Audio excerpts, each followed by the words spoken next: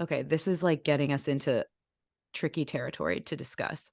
Let's do it. I just feel like I don't even know what the things are. Like, if I wanted to do something new with him, what would it even be? Why would I agree with you about a stranger's evaluation of another stranger? When I hear from a mutual friend of my ex that like he's Yeah. still exactly the same, he's still doing the same bullshit, he's still whatever, in a way it's gratifying. There's so much of sex that's like, we're Mm-hmm. not talking about it. We're doing it, but we're not talking about it. And sometimes if I like to say what you're doing feels so vulnerable. Maybe they should have let me experience what it's like to try for something and not get, exactly what you wanted out of it. This was lovemaking. This was lovemaking. This was lovemaking. This is the sex I've been looking for.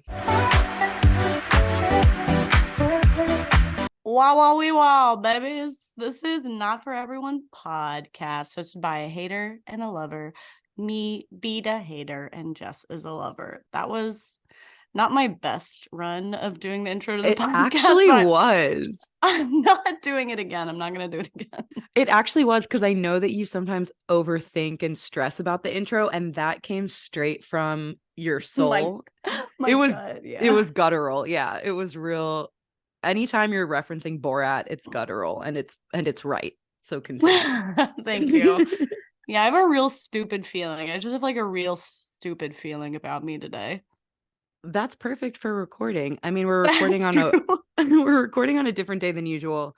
I feel empty. Like, not from my heart doesn't feel empty. I feel emotionally sound, but my brain is empty. I get that from you. I get that. Yeah, right? Yeah. I can smell that. I'll tell you whose brain isn't empty. Okay. And it's parents. And that's obvious, but like, let me double click on that. So I was at Target, where I have been every day for the past 2 weeks, just buying Christmas decor, candles, and other accoutrements for my life. And I was in line to pay, and there was a woman in front of me who was there alone. It looked like she was buying like Christmas gifts for her kids or something. She was maybe in her late 30s, early 40s. And she's just like minding her own business paying. I'm standing in line behind her, and then there's someone behind me, but I haven't looked at her. Like, she's irrelevant to the situation until the woman in front of me yells back to the woman behind me and is like, "Hey, did you do that project for school?" And the woman behind me is like, "Oh, yeah, when's that due?" And basically, I watched these two moms talk about their kids' school project that basically was a project for them to do. It was like truly shocking, and just a reminder of one of the many reasons that I don't think I want kids, because they were like, "Yeah, I guess we'll carve out time this weekend. Like, I'm thinking of doing this. I'm thinking of doing that. We'll need to do research on this." Like, it was entirely, I think their kids, based on the gifts she was buying, their kids are like elementary age at max. Like, they have little kids, but there's a school project that is due, and the parents are going to be doing it. Parents listening to this are probably like, "Yeah, duh." But to me, it was a jarring thing to witness these two women talking about logistics for getting a school project done, who are like moms in their 40s with jobs, probably multiple kids, a lot to do other than like create a mobile or a poster board or something, I know. It kind of makes me sick to try to wrap my mind around navigating that as a parent. Not sick the way these moms are doing it, because I can really understand there's such ridiculous pressures. There were when we were going through school, and it's definitely only gotten worse. Literally, like right before I got on this podcast, Justin and I were voice memoing about this. And the whole Really? Yeah, what's Huffman? What is her name? The actress. Oh, Felicity Huffman. Felicity Huffman, and The that whole college scandal. student scandal. Yeah. Yeah, would she get like jail time or something for like trying to buy her kids' way into school? And it was also the woman in Full House whose daughter was like a YouTuber, Right. but I don't know if she really does anything anymore. And they like pretended that they had hobbies or something, were like the captain of some team or something, to be able to get into whatever. USC. They try to cheat their kids into school. Yeah. And I do get there's so much pressure and everyone is just like afraid for their kids. At every level, like from the youngest age, everyone's just like afraid for their kids, and it is kind of scary. And at the same time,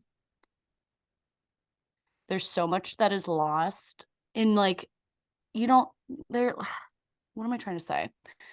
Even in my own family, I'll just speak for my own family. There was a lot lost in like letting kids have agency and letting I don't know. I don't even know. Do I even want to talk about No, this? I get what you're saying. Like, there's so much lost in not letting your kids kind of figure it out for themselves to some degree, not letting them fail, not letting them make mistakes. Like, and also not letting them like be bad at something and then like choose how they're going to problem solve that. I mean, it's one thing to help your kid. Obviously, I think everyone gets annoyed when we talk about parenting stuff, but like, I don't know. I think about this stuff a lot, but actually, Abby, maybe take that part out. But like, I don't think anyone, for the record, I don't think anybody gets annoyed. I don't know. I feel like it's like the touchiest. I think it's the touchiest thing you can ever talk about on the internet. Yes. So actually, whatever. But like, it's just so silly because if you hold someone's hand, like I've watched this happen first person. If you hold someone's hand all the way through school, what happens when they're out of school? Like there's this idea that doing well in school is the same as giving your kid a good life. And like, there's a bell curve probably to that. Like, yes, there's a bell curve, but you see so many people go to like really elite or affluent schools. And if they have not in the meantime, like learned to decide for themselves, like where they care to put their energy, what they want to do when there's big obstacles, when they can't pay their way through something, like how to like divvy up time and time management when you can't get A+ and everything post college or whatever, like how to say no to things that don't interest you or you're not as good at, like, or and also just like what it means to build a good life beyond grades. Yeah. It's just like they're conflated, that like grades and a good life are conflated, but like getting good grades isn't even actually the same as having a good career, and having a good career is also not the same as a good life. Like it's just, I find it all to be so silly, and yet you can't disregard all of it, but I feel like it's just so much more valuable to emphasize, like, committing yourself to things, trying a lot of stuff, being able to say no to the right things,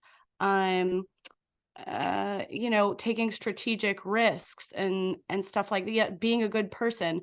Like, I think those all get you closer to like wanting to give your kid a good life, which is ultimately what every parent does want, but we get fucking caught up in fluff. Just like an observation, I have a story to tell that's relevant to this. But just an observation that I just realized, whenever we talk about parenting topics, which are definitely hard to talk about, neither of us are parents. It's much easier said from an outsider's perspective than, if we were actually in it trying to figure this out.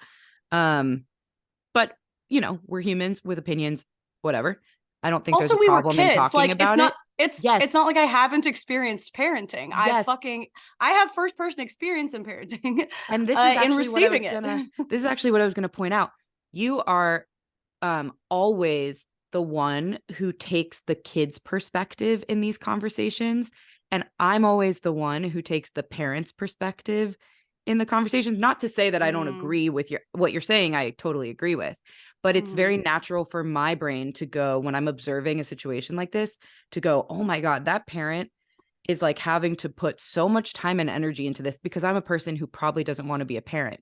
And so I'm thinking about that side. I don't want that life. And you're thinking, yes. And you're thinking more from the kid's perspective, like, because you do care about having kids very much so, and you want to do it in the right way. And so you always take the side of describing it from that lens. How to help a kid. That's so funny, yeah. Which I just think is really interesting. But the story I was going to tell that is relevant, and you will have, you'll relate to in some ways, is when we were in the 8th grade, Caroline and I both did plays and musicals at our school. I only did musicals. I was a singer. I wasn't an actor. So I only went out for the musicals that happened. And then you did both. And the musical that was going on that year was Joseph and the Technicolor Dreamcoat. And I auditioned. I was really hopeful that I would get like one of the lead roles. Um, and kind of they posted the cast list at the end of it all. And I got a part, but it was a really small part. And I was disappointed. And I came home and told my parents, and they were disappointed on my behalf. They knew that I was excited about this and that I worked hard, and they felt like I deserved something more than that. And I don't remember like exactly the way the next few days transpired, but ultimately I remember them basically encouraging me and pushing me to quit the musical. And I was kind of torn about that. I was like, well, all my friends are still doing it. It'll still be a fun thing. Like, it's not the end of the world. I'm disappointed, but I'll still like show up and do it. But they knew I was hurt about it. They were doing their best. Like, I think they did the wrong thing in that situation, looking back on it, but they were doing their best. They were trying to help me, I don't know, stand up for myself or something. But I quit the musical at my parents' encouragement.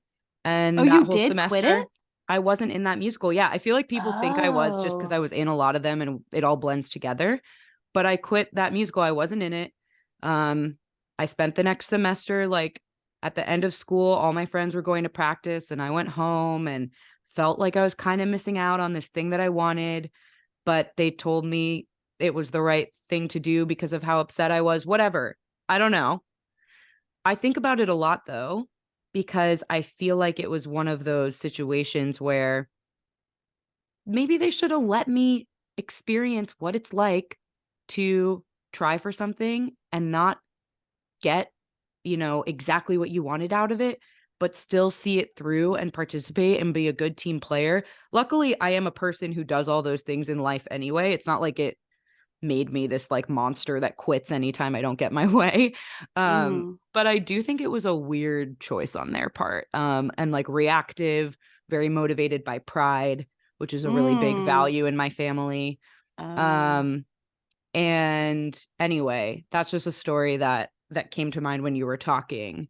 Like those types of things of not letting your kid just like do the thing, even if they're not going to ace it, or even if they didn't get exactly what they wanted, or making it Seems like about it you. must be it seems like it totally. That is a surprising choice to make, and I'm sure I will make so many surprising and fucking like weirdo choices if I'm a parent one day, because like you're still just like a person who's like scared of stuff, and probably the Yeah. scariest thing becomes not being able to protect your kid from pain and from unhappiness and from hurt. Like, I think that's going to be one of the most painful things as a parent, and I think most parents will do like almost anything to try and keep their kids from experiencing pain emotionally or professionally or whatever.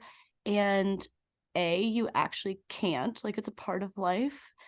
If you try to protect them from it all the way, they just become a monster. And then, like, best case scenario, they move out of your household and they're completely unprepared for when they experience pain, which is inevitable. And it's like, I don't know. I read this article the other day that was just like, you I don't know why this blew my mind, but I had to see it written down. It was just like, we can't make our kids happy, because you actually Mm, you can't make anyone happy. You can't right. make them happy.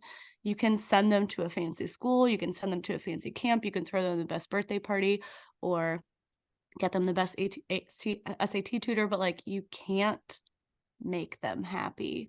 Mm-hmm. Um, and that just, I don't have any answers for that, but just a little bit of sympathy of like, I think it's going to be a big pitfall for me potentially in the future, where I'm just going to be like so nervous about, Mm, yeah, them having to experience anything negative, or I don't know. I don't yeah. know. Even I heard an example. I don't know who gave this example the other day. I don't know if I read it or if it was a therapist talking about it or what, but somebody talking about like their kid coming home from school and being like, um, I'm the worst player on the soccer team. I'm the worst soccer player on the soccer team. And the parental response, like so naturally, is to be like, no, you're not. Like, you're good at this and you're da da da da da da. And what that actually, it's like coming from love, but what that actually communicates to the kid is like that it would be so bad. It would be so bad and so unsurvivable and so intolerable if you were really bad at soccer and the worst on the soccer team. That's what it communicates, actually, is that like that would be a really scary thing for us. So let's not live there. Let's make sure it's something else. And like, as opposed to just being like, oh, what's that feel like? Why, what makes you say that? Blah, blah, blah, blah, blah. And like a kind of a safety in exploring it. There's I don't know, there's like so many million different ways you can respond to each of these scenarios, but I did think that was really interesting, like all the ways that we communicate fear. And I do this to my friends, I do it to my siblings, you know.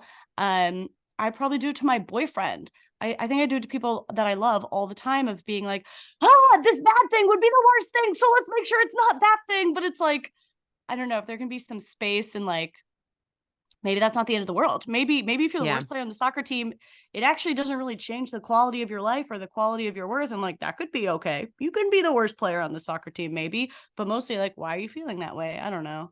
Yeah. I thought it was interesting. Yeah. Yeah. Yeah. Yeah. Yeah. Yeah. Sorry to those moms at Target.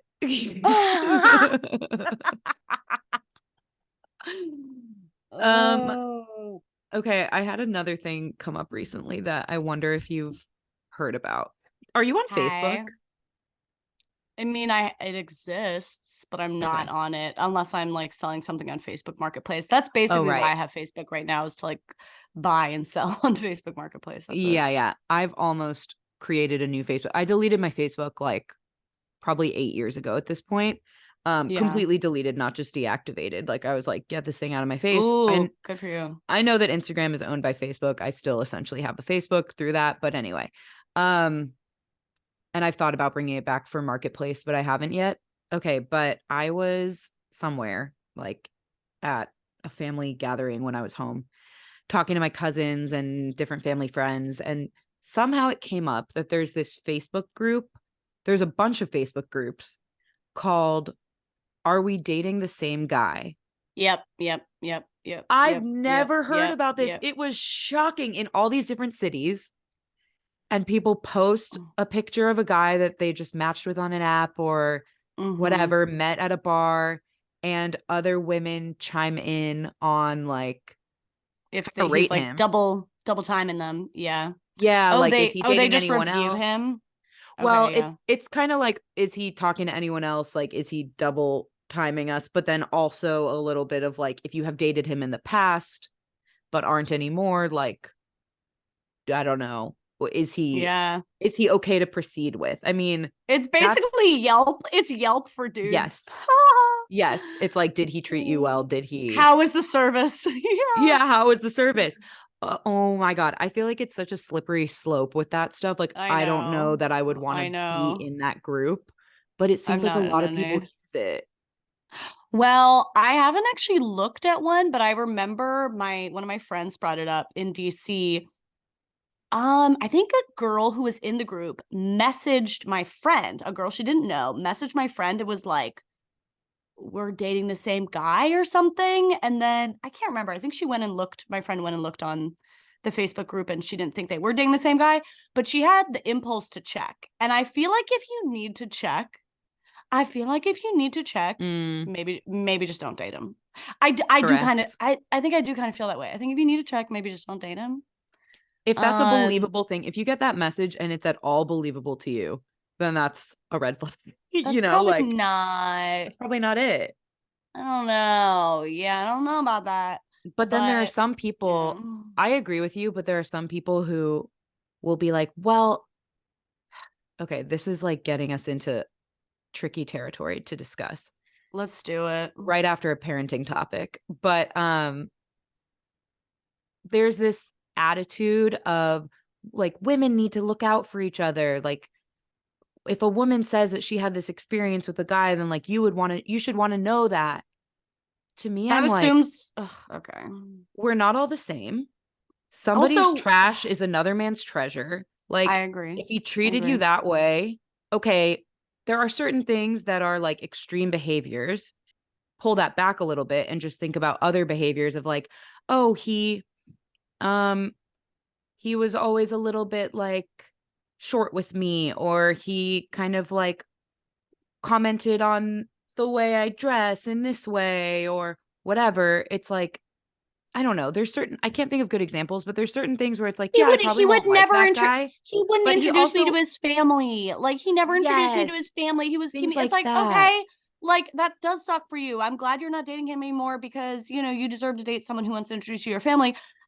This doesn't mean it's a character trait for him. Yes, yes, yes, It yes, might not. yes. I don't know. I think a lot of people are on there just being like, again, I don't know. Whatever. We're all trash. I'm someone's fucking trash ex. I'm somebody's Exactly. fucking trash ex. You know what I mean? Hmm. I'm trash. Okay. Completely. And We've all ugh. treated people differently than we treat the person that we actually end up loving and wanting to be with, because that's why those things didn't work out. And now you're with a person, like, I really believe that if it didn't work out with you, like, sorry to hear it, but everybody has exes. Everybody has people that it didn't work out with. That doesn't They're mean exes that for a there's no reason. one out there for them. Yeah, they're They're exes for a exes because reason. it didn't work out with you. Yeah. Yeah. So That's why I'm like not very interested in these groups. A, because I have a boyfriend. B, because I feel like I don't really actually care what someone else's opinion is. It just in completely. general in life, I just don't really care what your opinion on shit is. I might end up having the same opinion as you, but I like Yeah. need to vet it for myself, basically. Yeah. Yeah. It's crazy because when I was trying to articulate that in this group that I was talking to about this, like, no one seemed to agree with that that point. None of the What women there. what were Everyone they was just, saying? I mean, granted, the person who showed it to me is married in like a happy marriage. Well, I don't know if it's happy, but married and has kids and has been married to this guy for a really long time. And they seem good. I mean, like, I like him and whatever. From an outsider's perspective, seems fine. So I think she just looks at these groups for entertainment value on Facebook. But I was like, I mean, you got to take these things with a grain of salt. Like, somebody's trash is No another man's shit. treasure, whatever. And she was of the mindset, and I think many people are. I forget about these people because they're not the people that I'm encountering day to day and the people who I'm really tight with and the way I think. But there's many people out there who are like, wouldn't you want to know? Like, it's the same people who like What? Google and find somebody on Instagram and like look at somebody's old tweets before Okay. they go on the first This date. this assumes that I would agree with any single way this fucking stranger looks at the world. Like literally, I basically agree with nobody about anything. Why would I agree with you about a stranger's evaluation of another stranger? Like what? I Think know nothing about about this people. stranger that's Have telling you me. met people? Have you met people? Have you met people? Why do you think like internet fights are happening in like the Instagram comments? Because we don't see the world the same way. So why would I see this person Yeah. the same way as you? Yeah, it's like What? the woman talking about this man is as much of a stranger as the man is. Like, if Yeah. not more of a stranger, because at least I matched with the guy or something. I've had a conversation with him. Totally. Yeah. I'm so with you.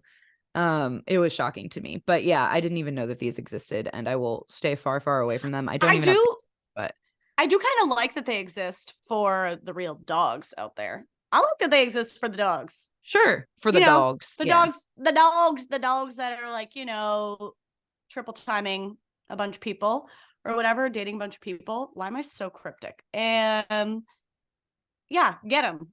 Go get them. Go fucking get them. Yeah, true. But For all the beyond dogs. just like reviewing people, I mean, And I think that it's mostly for the dogs, to catch the dogs and to let other women it's know about the mostly for the dogs. dogs. Mostly for the But dogs. I'm sure that those lines get blurred, and that's when, like, you really have to have discernment about how much you're There's going to take these things seriously, there's literally a Black Mirror episode about this. Oh, There's a really? Black Mirror episode where I can't remember what it's called, but there's an episode where um everybody basically walks around with a rating, a 5-star rating. And like when you have an interaction, and you can rate each other, a stranger you interact with on the street, you get to give them a 5-star rating. Like when you pick up your mail, when you get in an Uber, well, we can do that currently. But when I talk to a stranger on the street, when I talk to my neighbor, when I have exchanges with my landlord, when I say hi to someone at the gym, people can constantly rate you based on their experience of you. And it just makes this incredibly, it's, you know, it's like an expansion of what we already live in to some degree.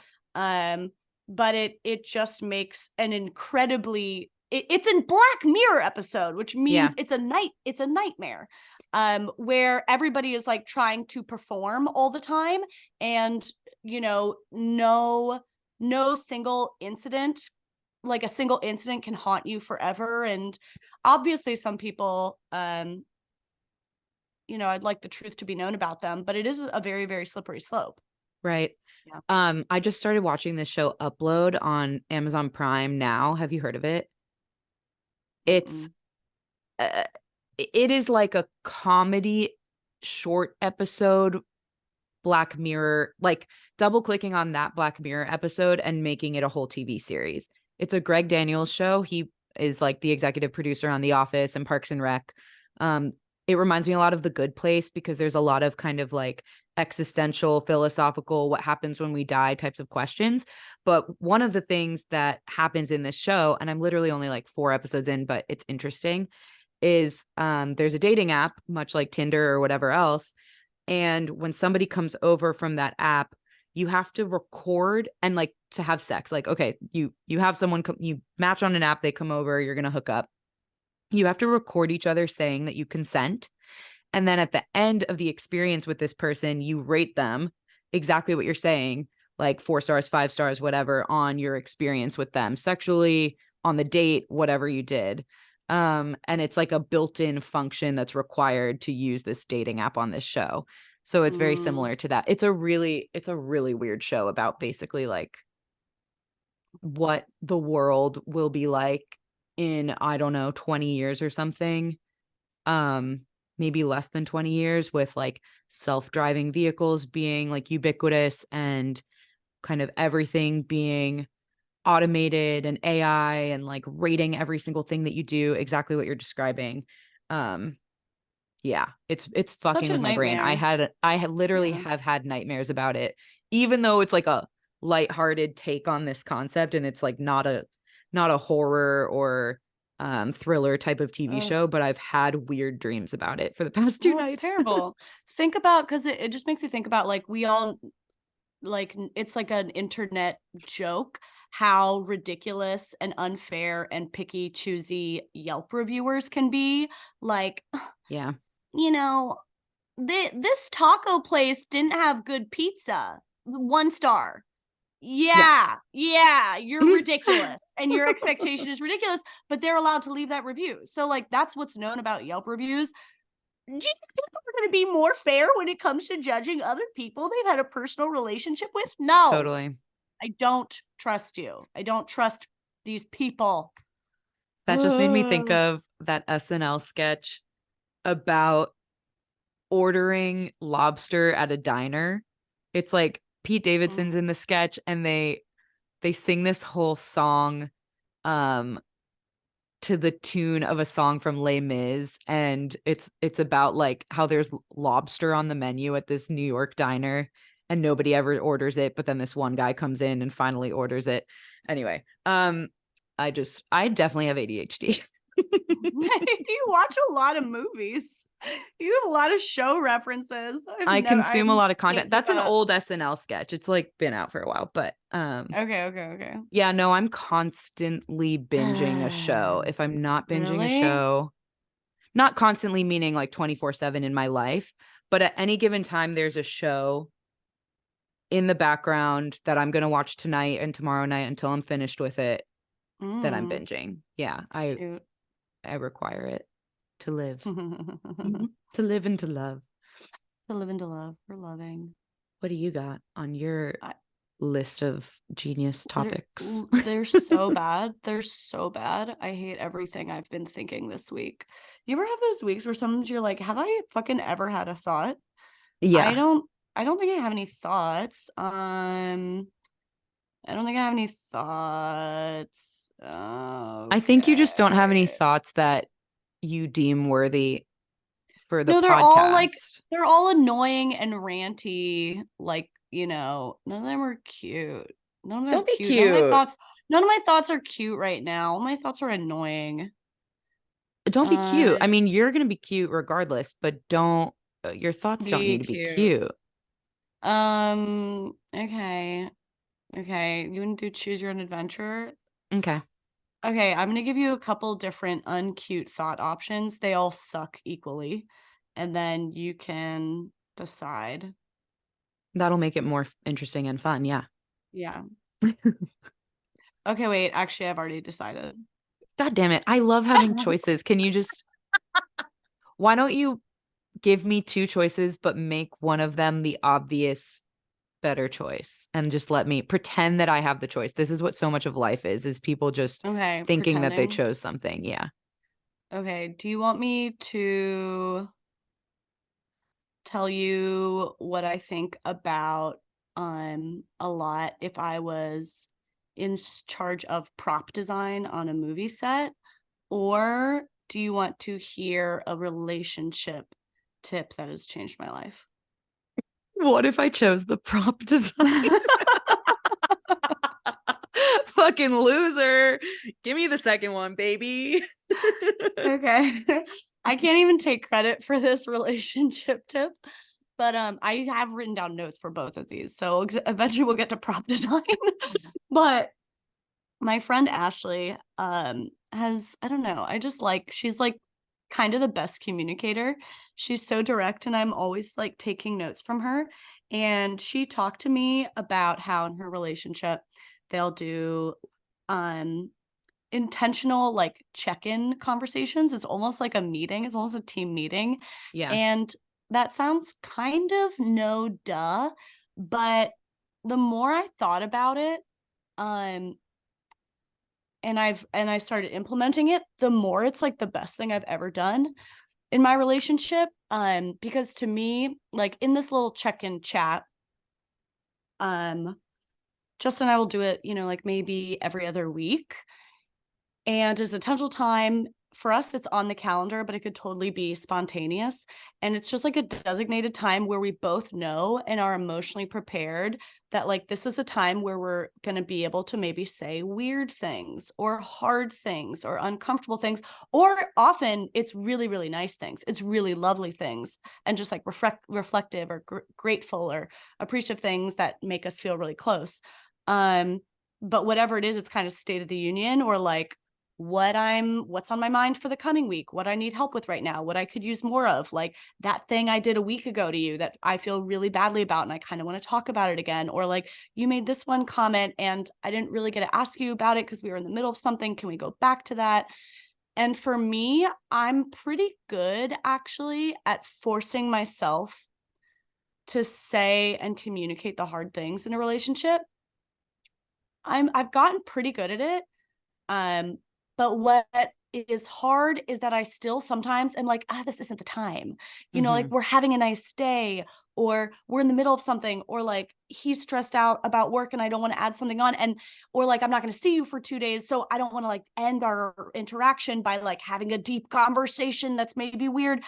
And so it's the timing of it actually that the check-in chat has been so nice for, to be like, anything that comes up, kind of like having therapy scheduled on the calendar. It's like something comes up this week. I don't have to find the perfect moment and read the room perfectly and time it perfectly, because guess what? I never will.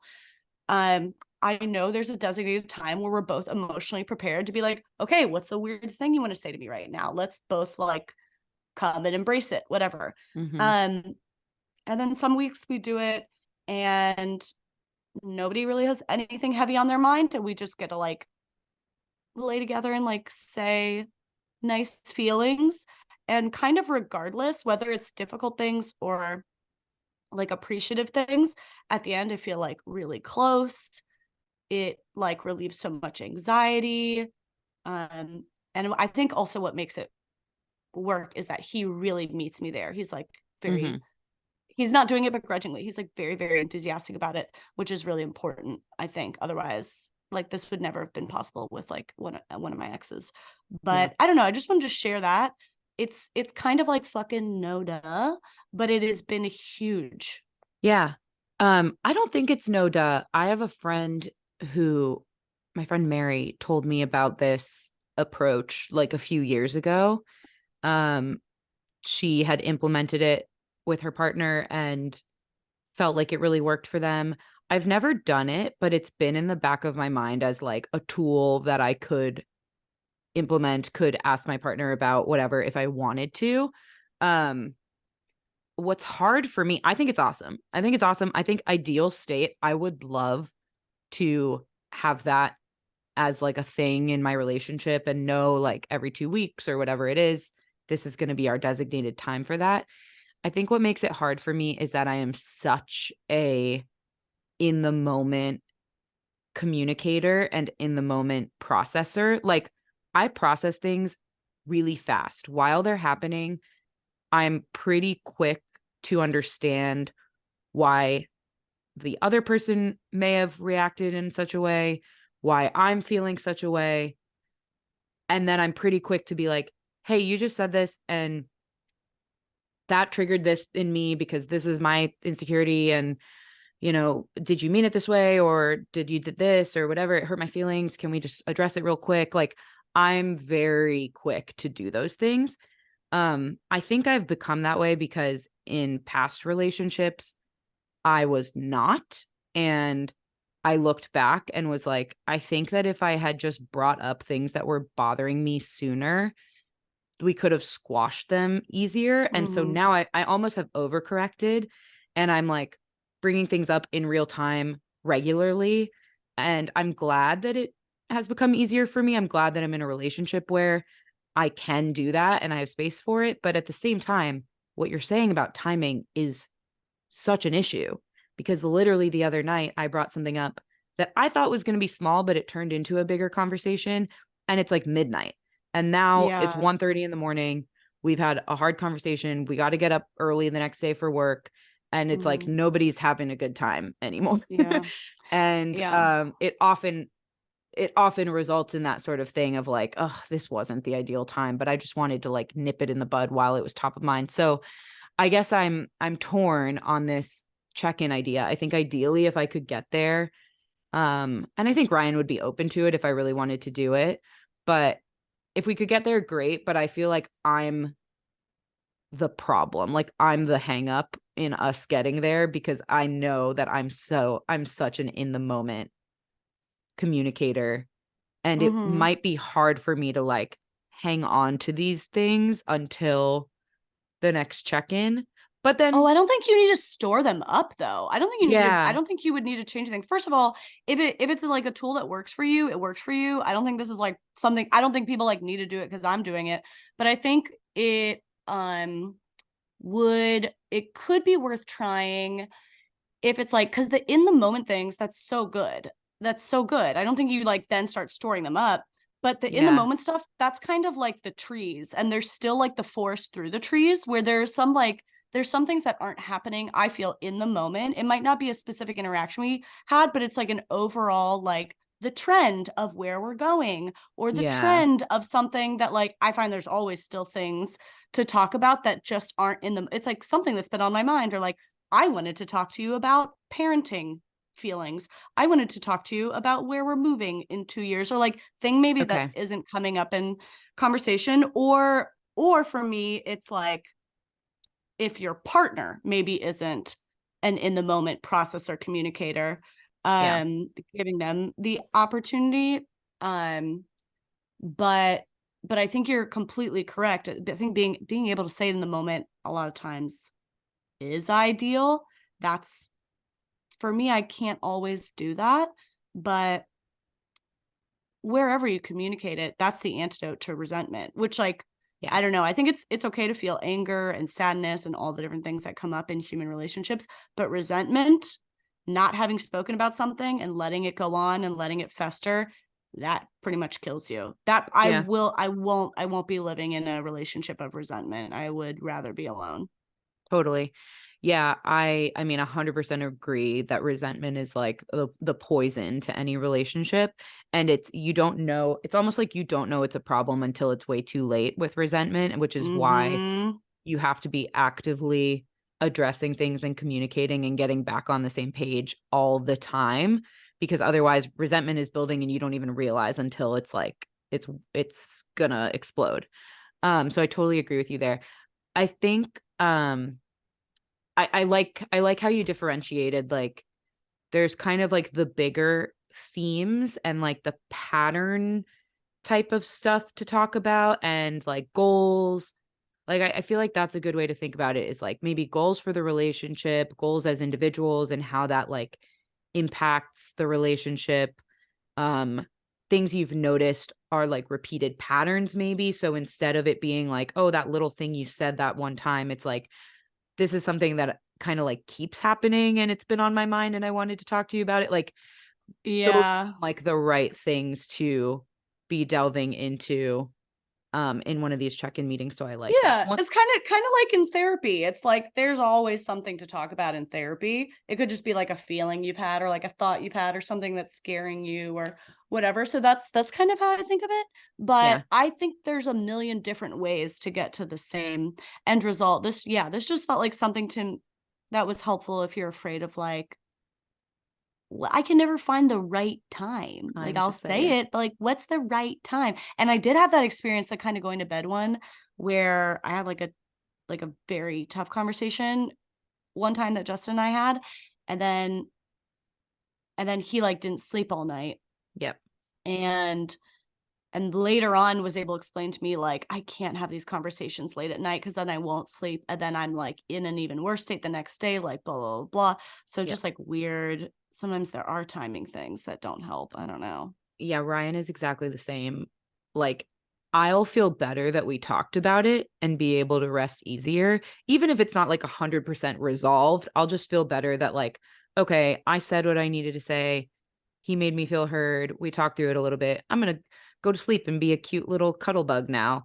And on the other side of my relationship, there's someone who's like trying to create space for what I need in the moment and not actually processing it for himself until I'm asleep. And he stays up Yeah. all night thinking about Yeah. it. And Like yeah, I gotta then unload my anxiety so I can sleep now, but now you have it. now you figure this out. Okay, good night. Yeah. Yeah, totally. That's something I really need to. I think I've gotten better at that a little bit. Um, but It's it's really hard. It's hard. hard. Yeah. It's hard. It was really hard for me in a past relationship it took a lot of adjusting to accept that one of my exes was not a live processor. And he was the kind of person who was like, we're in a fight, he needs to go on a walk. And Mm, he fucking abandoned me all the time. So it was really hard for me not to feel abandoned. But it was also true that he was not a live processor and we could have a better conversation if he first took some time away. And that felt impossible to yeah. tolerate. But that is a very legitimate way that people do need to interact, as long as they gain your trust that they're going to come back to resume the Yes. conversation. I don't know, but Well, it's the so biggest uncomfortable when you're thing, not that way. I feel like the biggest thing that's helped me with that is just simply asking my partner to tell me how long they need. Like, okay, you can Mm, go get space, but tell me when you're coming back. Is it an hour? Is it 10 minutes? Like, is it tomorrow? Like, what's the not time this frame? just nebulous space. Oh my Yes. God. Because Yeah. my ex would be somebody who would just run away from things all the time, and I didn't know like when we were going to bring it up again. I didn't know when I was going to Yeah. like not see him again. Like that seems a little bit too dramatic, but in a way I felt very abandoned, and like he would Yeah. just leave in the middle of things or blow up It's kind and of terrifying. leave, and then I'm left there like, did he just leave me forever? Um what's going to happen? So I've been able to say now, like, hey, I get that you don't process things in real time the same way that I do. I want to give you the space that you need in those moments, but just tell me, like, I'm going to go to the living room for 20 minutes and then I'll come back and we'll continue this conversation or whatever it is. And that's helped me a lot. So, but I also think it's much easier now, a couple years into my relationship, than it was at the beginning. Like, we've also built the trust where, you know, the very first time that happened and I said, okay, you can get space. When will you be back? I was still panicking. It took like a few repetitions to no longer panic when that needs to happen. So it's both. I know. I like this. I also, something that we did, it only lasted for like a few weeks, but it was cute while it lasted. It's like a version of this check-in. It was basically just a conversation on Sundays of what was your high in the relationship this week? What was something in the relationship that like could have been a little bit better this week? And what's something this upcoming week that you need my support on, or like that I should be aware of and kind of like be ready for with That's you, or cute. whatever it is, you know, like a Yeah, rosebud that's cute. thorn type of combo.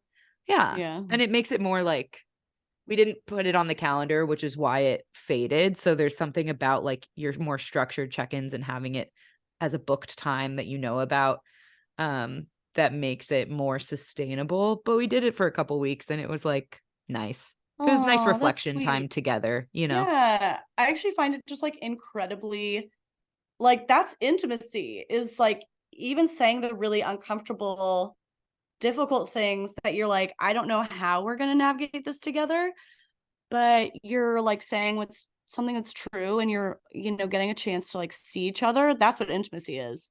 It's not fucking lingerie. To me, that's it's kind of, I like look forward to it because it's like kind of the most erotic thing. Like, you get to be so Yeah. close to someone. So if that's the motivation you need. I also, in thinking about like weird exes and weird ex behavior, I can't stop thinking about the Facebook group. Yeah. And this is something I think about with exes all the time. Is like, you know, of course we're on here talking about like, you know, negative experiences we have with exes, because like, what else do you say about an ex? But they might not even be that way anymore. Like, Mm-hmm. also, I did lots, I don't know, I just always think it's interesting. At some point, I realized that the ways I had immortalized exes in my head, like an ex I dated at 21, that was a fucking 21-year-old. And, you know, think of how unrecognizable you were at 21. So I don't know, that's just like a, Yeah. we didn't all necessarily treat each other the same way. And at the same time, I do kind of want to go back and give a disclaimer that, like, you know, one of my siblings also dated somebody who they ended up having a restraining order against, who is Mm. absolutely like a pathological liar and all of these things. And there was a lot of legal involvement, and, you know, like there are real villains out there too who are chronically enacting their schemes against people. Unfortunately, that does also happen. So if you're like, you know, you need to spread the word, I do get it. I do also get it. But Totally.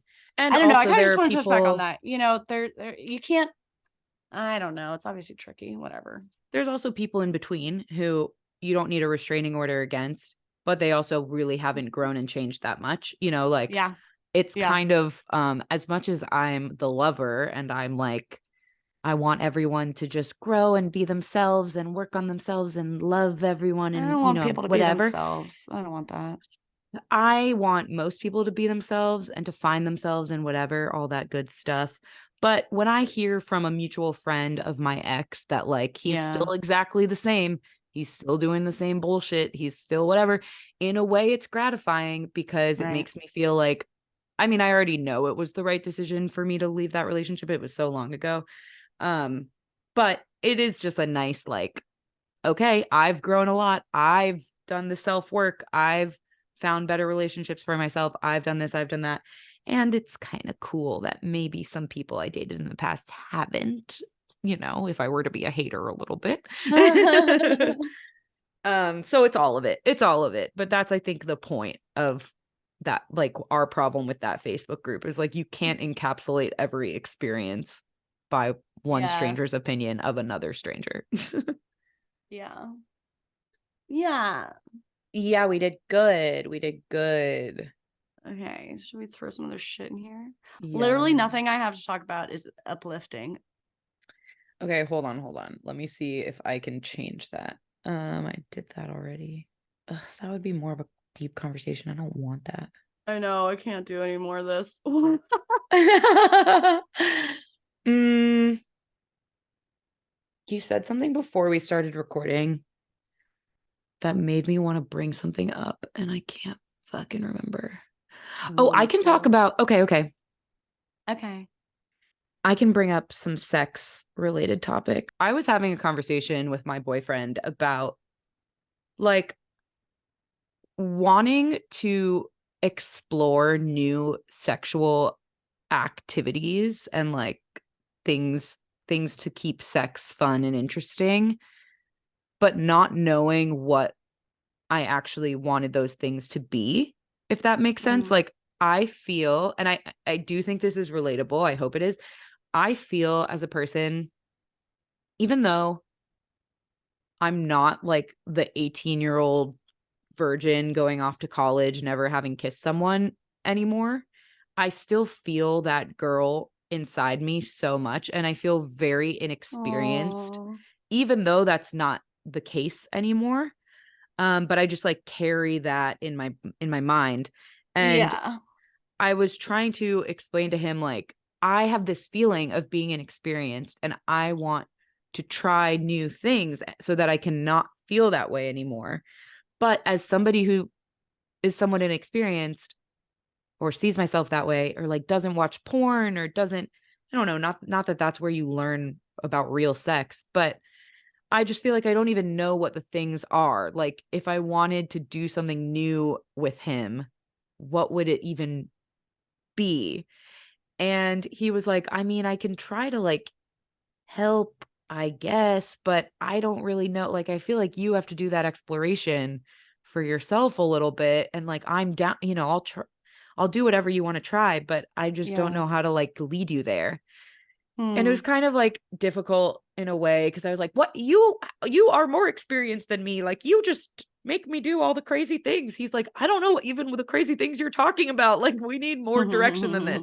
So anyway, then I Googled like things to try to spice up your sex life or something. And I found various articles. I feel like the articles are always so silly. Okay, everything I found was like not that crazy. It No, was because like, it's just stuff going into Cosmopolitan and it like can't be that interesting. I guess so, but a lot of They're it like, was try more. a toy. Yeah, exactly. It's like try a toy, try lube. Like, are you kidding? That's baseline. That's nothing. What are you I'm saying? drinking this stuff. Twice a day with my vitamins. Everything was more like circumstantial, like have sex outside of your bed. Like, yeah, no shit. I feel like the recommendations are so stupid. I They were feel like they're so so stupid. And stupid. I read this list of like 120 things. I had done most of them because they were things like that. And Well, then because you know what? Those articles are written by 22-year-olds who also don't know what to do. I guess Who, that, okay, I who guess that's part of it. by? But I reported this back to Ryan and They're he gonna was say you like, reported the article. I reported this. this didn't help me. I I reported want this my back money back. and I was kind of like, that conversation we had about like trying new things in sex and how I needed to like do a little exploration to figure out like what I was craving, whatever. Like I did some research and it was a false alarm. Like actually we've done everything or whatever I said. And he said something that I thought was pretty astute. And he was like, that's because most of the things that are make sex new and exciting aren't actually like new sex acts. Like there Yeah. are only so many sex acts that you can do, and either you're interested in them or you're not, and that's fine. It's more like about the circumstances and the emotional state that you're in that changes the experience of sex. So like Yeah. doing it in a different place, doing it somewhere where you could get caught, pretending that you're strangers, doing some sort of role play, like whatever it is for you, that's the way that people spice up sex most of the time. It's not like It's not like I'm this inexperienced girl who hasn't done all these sex acts or even like positions. It's more like you just over time change up the circumstances and experience new things together and new emotional states, and things just happen spontaneously. And then you start, I don't know, it starts feeling different. Does that make sense? Yeah. Totally. I think that's so true, especially the emotional state. I don't even care that much about being places, but like Right. I think the emotional state. It is so funny about the sex positions because I'm like, y'all, there's only like 6 sex positions. The whole thing with like, what is it, the fucking Kama Sutra? Okay, like 14 of the positions are you laying on your side, but like one time you flex your Your left leg is foot. up. Or Yeah. like one time you like are tapping your knee. It's like it's the same position, y'all. And that's Yes. not there's like a reason that there's like a couple main popular positions because those are the only ones that like anyone can tolerate being in and that actually like feel good to both people, whatever. It's Yes. so silly. I don't think you need to have a ton of positions, but I feel like the thing that has like changed sex the most when I think about it, now that you say that, is the emotional stuff. Things like literally talking through a fantasy. You have just like Yes. telling the person. You don't have to do Caroline. it. Just like Yes. talking through a fantasy because it's emotional vulnerability or like what was the other thing I was going to say? Sometimes just like narrating what you're doing physically. Like sometimes I just ask for narration and that's so vulnerable to do. Like there's so much of sex that's like we're Mm-hmm. not talking about it. We're doing it, but we're not talking about it. And sometimes if I like to say what you're doing feels so vulnerable and it's like emotional vulnerability or closeness or like all this exposure. Um I don't know, like talking through why you like something, like so much of it is just like unpeeling the layers of like why you like things is Yeah. really really vulnerable, and it makes everybody like feel closer and safer, and then you have even the opportunity to be like, oh, that does make me feel safe saying that I like this other kind of weird thing. Now we can talk about that. Yes. I don't know, I think that's what's fun. Literally, as soon as I had this conversation with him, where I was like, okay, so I read about it and like, we're good. I was like, anyway, you want to have sex now? And so before we started to have sex, this is the most like real time, like this literally just happened this week, and I'm gonna describe it, sex thing that you'll like ever get out of me when it comes to like this was me and my boyfriend. Anyway, I just think it really like made something click for me. So this whole thing had happened, and then for some reason, like we were joking around, and it resulted in him narrating without us doing anything. I was sitting on his lap, but we weren't like, we were fully clothed and we weren't kissing, we weren't groping, we weren't doing anything. And he started narrating like a scene of me and him, like a fantasy type of thing, Love it. and just describing it. And he did that for probably like 10 minutes or something. And then eventually I was like, okay, enough of this. Let's fucking do it. And then we, whatever, on the other side of that, Were you just like laying, like not touching? I was Or sitting on what's the his lap setup? facing him on the couch. Yeah. Okay. So you're allowed to touch a little bit, but Yeah, I it's guess we were not no touching because no I was deep sitting on no him. deep touching. No deep Right. touching. No deep touching.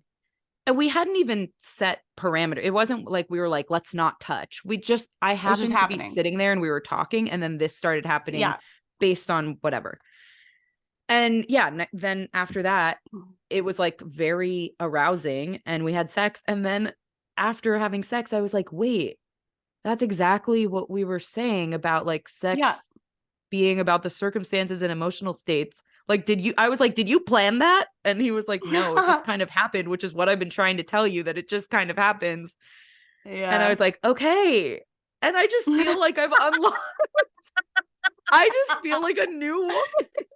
I don't Oh. know. I feel like I've been living in this world where I am like, I don't know. I just mostly do like missionary and cowboy and doggy style. Like, I'm so inexperienced, and like oral sex, like, there must be more. Why am I such a like baby? Why don't I know what to I do to I get think the my man off? positions Like, I it's think the none of that. positions yeah, I think the positions thing is the most overrated. It's like there's a reason that certain positions are the most popular positions. And I feel like the rest, like, I guess I feel like I've tried a lot of different activities, and there are a lot of toys actually that I think that actually offer something different.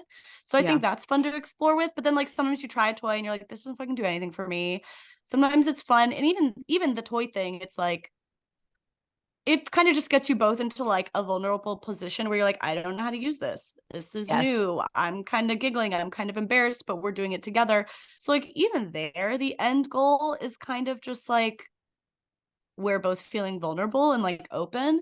And I think you can do that without a toy or some fucking new fancy thing as well. I love that. Telling each other Yeah. fucking story. How naked and vulnerable is that? Just be like, this is a story about us having sex, but It it's not was happening right now. crazy. It was crazy. Yeah. I Yeah. love And that. I was like asking questions as he was going through. I was like, "Oh, where were we? Okay, what am I wearing? What are you wearing? Well, oh, well, you said that. What did I say after that?" Like I was just like I was like hanging on the edge of my seat every step of his Yeah. story. He can be very descriptive. I was like, "Let's do more of this." I'm usually the one Well, talking, but let's that's switch it up. great. Yeah. Yeah, I like telling this story. That's nice. Oh, Yeah. Jess, I think that's a really, really nice way to capture it. I think you're Thank you. completely correct. I think you're completely correct. Thank you. It was a huge unlock and I feel like that's really something that's weighed on me. I don't know. Like it's something that's lived in the Mm, back of my mind of just like having this story about myself. Did you talk about that in a recent YouTube video? Like these narratives we the have about narrative. ourselves? Yeah. Yeah, we do it a lot. Narrative you write about yourself. I'm inexperienced. I'm whatever. Yeah. Vanilla. I'm whatever. It's so silly because I do think a lot of the more performative, gimmicky, experienced sex type interactions, um, you can pursue them at a loss for your connection with the other person.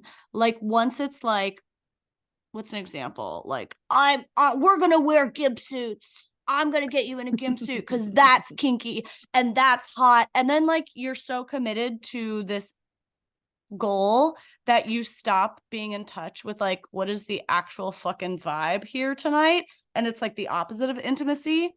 I feel like I've tried a couple things where I was just like attached to an idea or someone was attached to an idea, and like there's nothing wrong with the idea, but you lose touch, you lose the connection in the meantime.